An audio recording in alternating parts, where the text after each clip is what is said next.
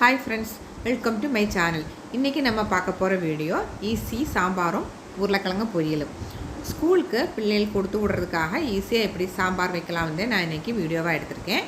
காலையில் எழுந்திரிச்சு நம்ம சாம்பார் வச்சு பிள்ளைகள் கொடுத்துடணும்னா ரொம்ப லேட் ஆகும். பருப்பு தனியாக காய் தனியாக வேக போட்டு நம்ம வைக்கிறது லேட் ஆகும். இந்த மாதிரி நீங்கள் எல்லாத்தையும் ஒன்றா போட்டு வேக வச்சு பாருங்கள். ரொம்ப டேஸ்டியாகவும் இருக்கும். நமக்கு சீக்கிரமே வேலையே முடிஞ்சிடும்.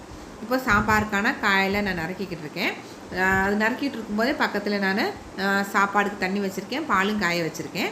ஏன்னா எல்லா வேலையும் நம்மளுக்கு சீக்கிரம் முடியணும் காலையில். அதனால் இந்த மாதிரி எல்லா வேலையும் நான் ஒரே தான் பார்த்துக்கிட்டு இருக்கேன். இதுக்கு நான் வீட்டில் இருந்த காயிலிருந்து எல்லாத்துலேயுமே கொஞ்சம் எடுத்திருக்கேன்.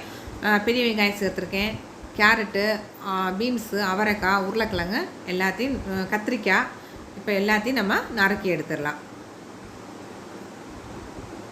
2 பச்சை மிளகாவும் கூட நறுக்கிடலாம். இப்போ எல்லாத்தையும் நறுக்கியாச்சு. நான் பருப்பை கொஞ்சம் நேரம் ஊற வச்சுருந்தேன் தண்ணியில். பச்சை தண்ணியில் தான் ஊற வச்சுருந்தேன், சுடு தண்ணியில் பச்சை தண்ணியில் கொஞ்சம் நேரம் ஊற வச்சுருந்தேன், சீக்கிரம் வெந்து வர்றதுக்காக. இப்போ நம்ம நறுக்கி வச்சுருந்தா காய் எல்லாத்தையும் இதில் சேர்த்துடலாம்.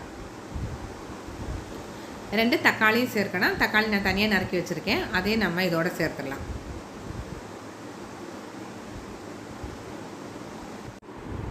காய் தக்காளி எல்லாத்தையும் போட்டாச்சு. இனி அடுத்து இதுக்கு தேவையான அளவுக்கு உப்பையும் சேர்த்துடலாம்.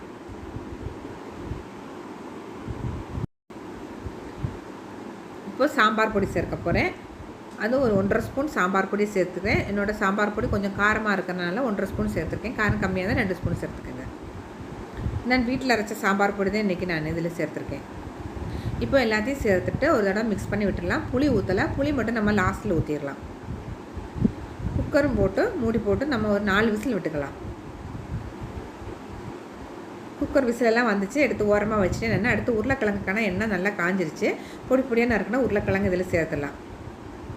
உருளைக்கிழங்குக்கு தேவையான அளவுக்கு உப்பையும் கூடயே போட்டுடலாம்.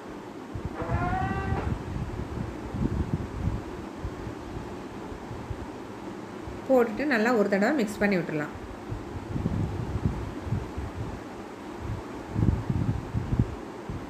நல்லா மிக்ஸ் பண்ணி சிம்மிலே வச்சிடலாம். இது நல்லா வெந்து வரட்டும். அதுக்கப்புறம் நம்ம இதுக்கு தேவையான மசாலா சேர்த்துடலாம். இப்போது குக்கர் விசிலெல்லாம் அடங்கிருச்சு.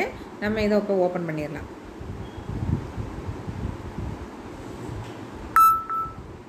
பருப்பெல்லாம் நல்லா வெந்து வந்துருச்சு பாருங்கள், நல்லா வெந்துருச்சு. நம்ம இன்னொரு தடவை அடுப்பு பற்ற வச்சு நம்ம கொதிக்க விட்டுடலாம். நல்லா சூப்பராக பருப்பு வெந்து மலர்ந்து வந்துருச்சு. காயெல்லாம் கரெக்டாக வெந்துருச்சு, ரொம்பவும் குழஞ்சி போகல, கரெக்டாக வெந்து வந்திருக்கு. இப்போ நான் எடுத்து வச்சுருக்கிற புளி இதில் சேர்க்க போகிறேன்.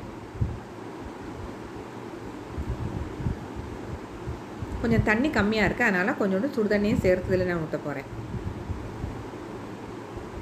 புளியை ஊற்றி ஒரு 2 நிமிஷம் நம்ம நல்லா கொதிக்க விட்டுடலாம்.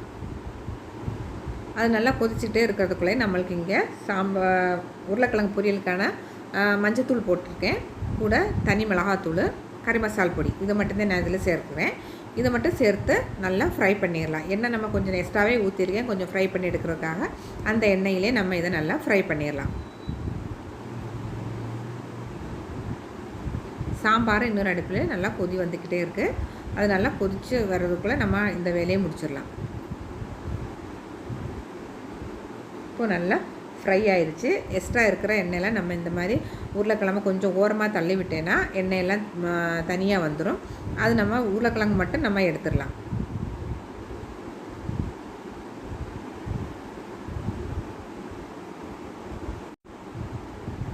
இப்போது சாம்பாரில் நான் பெருங்காயத்தூள் சேர்க்குறேன்.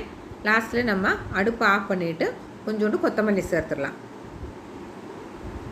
எப்போதுமே சாம்பார் இறக்க போகிற ஸ்டேஜில் கொத்தமல்லியை சேர்த்துக்கோங்க.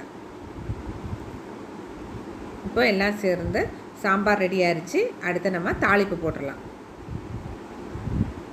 தாளிப்பு கொஞ்சம் ஆயில் ஊற்றிருக்கேன். ஆயில் கொஞ்சம் நிறையாதே நான் ஊற்றிருக்கேன். உங்களுக்கு வேணால் கொஞ்சம் கம்மி பண்ணிக்கோங்க. ஏன்னா டிஃபன் பாக்ஸில் பிள்ளைகள் கொடுத்து விடும்போது மத்தியானம் சாப்பிட்ற நேரத்தில் கொஞ்சம் வரன்னு போயிருந்ததுக்காக நான் கொஞ்சம் ஆயில் சேர்த்து ஊற்றிருக்கேன். தாளிக்கிறது கடுகு, கொஞ்சோண்டு வெந்தயம் போட்டிருக்கேன். வெந்தயம் போட்டேன்னா சாம்பார் நல்லா மணமாக இருக்கும். வெந்தயம் போட்டால் கசக்கெல்லாம் செய்யாது, நல்லாயிருக்கும் சாம்பாரில். கொஞ்சம் சீரகம், அதையும் இதோட சேர்த்துடலாம்.